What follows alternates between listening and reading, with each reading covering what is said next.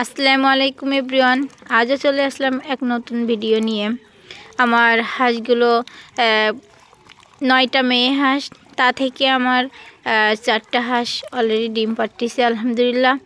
3টা হাঁস একই জায়গায় ডিম পাড়তেছে, সেইটা আমি আপনাদেরকে দেখানোর জন্য আমি আপনাদের একটা দেখাচ্ছি। এই যে দেখেন, এখানে কিন্তু অনেকগুলা ডিম। আমি কালকে ডিম গুনছি এখানে 21 পিস। আজ আমি ডিম গুনবো এখানে কয় পিস, তাহলে বুঝতে পারবো ওরা সকালে ডিম পাড়িছে কিনা। এই যে এখানে ডিম আছে, দেখেছেন? এখানে কাঠ পাতা দিয়ে ঝাপাই ফেলাইছে, যেহেতু অনেক 3টা হাঁস একই জায়গায় ডিম পাড়তেছে।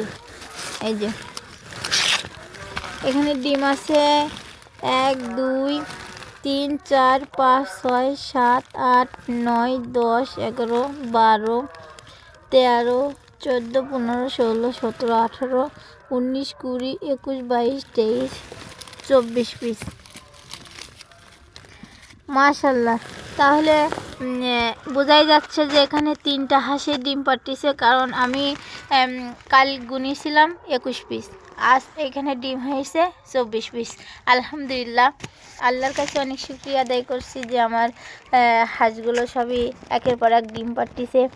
এটা দেখে আমার তো খুবই ভালো লাগে, যেহেতু ওদের পিছনে আমি যে তত্ত্বাবধানটা করতেছি মনে হয় সেটা কাজ হচ্ছে। আর আল্লাহ পাক মনে হয় রহম করেছে যে হাঁসগুলো ডিম পারলে আমার খুবই আনন্দ হয়। আর কষ্টের ফল যদি মানুষ পায় সেটাই তো আনন্দের বিষয়।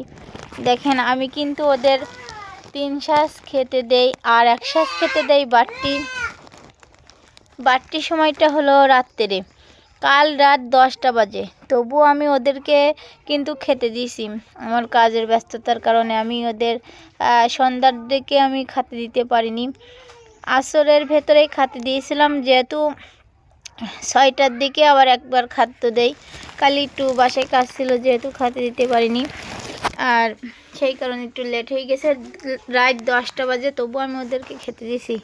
এরকম রাত্রে খেতে দিলে আশা করা যায় ওদের ডিম পাড়ার একটা সম্ভাবনা থাকে। আর এখানে কিন্তু অলরেডি সে তা দিচ্ছে। দেখেন কিভাবে পাতাগুলো নিয়ে ইরির ওপরে বসে আছে। সব পাতা, এই যে পাতার ভেতরে এই যে কতগুলো পাতা নিয়ে বসে আছে।